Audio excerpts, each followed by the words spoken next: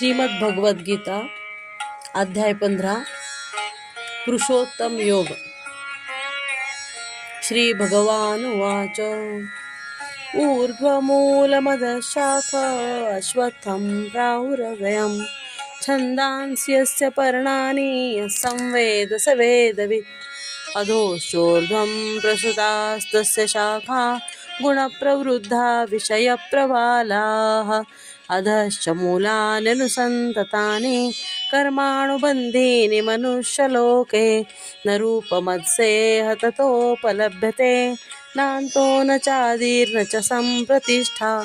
अश्वत्थमेनं सुविरूढमूलम् असङ्गशस्त्रेण दृढेन छित्त्वा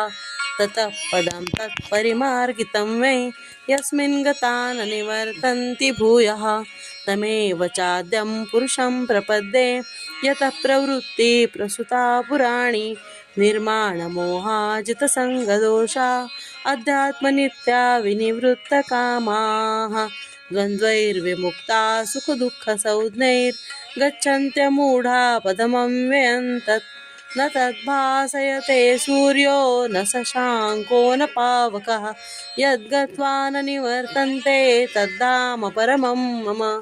ममैवांशो जीवलोके जीवभूतः सनातनः मनःषष्ठानि इन्द्रियाणि प्रकृतिस्थानि कर्षति शरीरं यदवाप्नोति यच्चाप्युत्क्रामतीश्वरः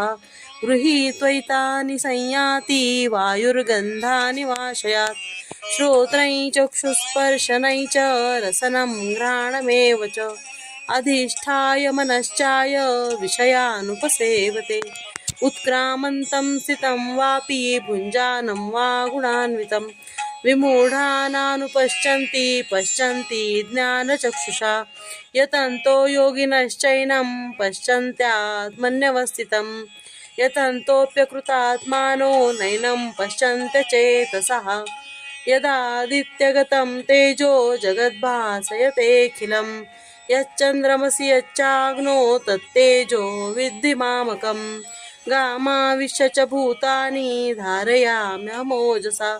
पुष्णामि चौषधी सर्वाः सोमो भूत्वा रसात्मकः अहं वैश्वानरो भूत्वा प्राणिनां देहमाश्रितः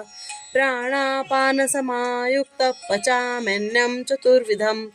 सर्वस्य चाहं हृदि सन्निविष्टो मतस्मृतिर्ज्ञानमपोहनं च वेदैश्च सर्वैरहमेव वेद्यो वेदान्तकृद्वेदविदेव चाहम् द्वाविमौ पुरुषो लोके क्षरश्चाक्षर एव च क्षरः सर्वाणि भूतानि कूटस्थोऽक्षर उच्यते उत्तमः पुरुषस्त्वन्यः परमात्मेत्युदाहृतः यो लोकत्रयमाविश्य बिभर्त्यव्यय ईश्वरः यस्माक्षरमतीतोऽहम् अक्षरादपि चोत्तमः